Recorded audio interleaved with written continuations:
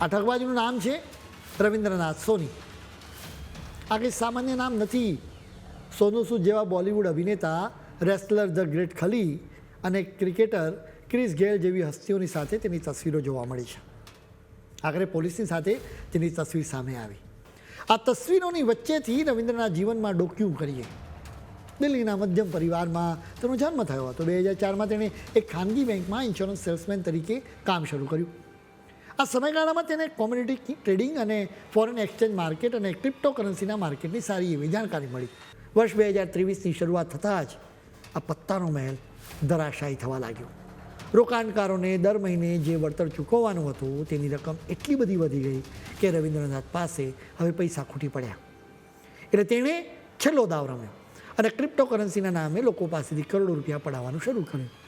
ટૂંક સમયમાં જ રોકાણકારોને આપેલા પોસ્ટ ડેટેડ ચેક્સ એક પછી એક બાઉન્સ થવા લાગ્યા.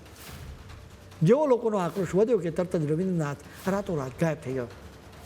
દુબઈથી રફુચક્કર થઈને રવિન્દ્રનાથ સીધો દહેરાદૂનની પહાડીઓમાં જઈને છુપાઈ ગયો.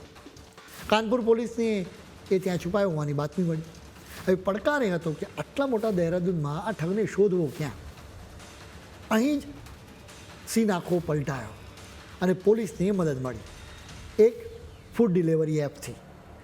રવિન્દ્રનાથે ઓર્ડર આપવા માટે જે મોબાઈલ ફોનનો ઉપયોગ કર્યો હતો તેનું સિમ કાર્ડ તેના નામે જ હતું.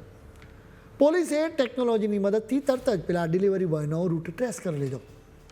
રવિન્દ્રનાથના ઘરની બેલ વાગી. એને એમ કે ગરમા ગરમ જમવાનું આવ્યું હશે, પણ જેવો દરવાજો ખોલ્યો તો સામે ડિલિવરી બોયની સાથે કાનપુર પોલીસ ઊભી હતી.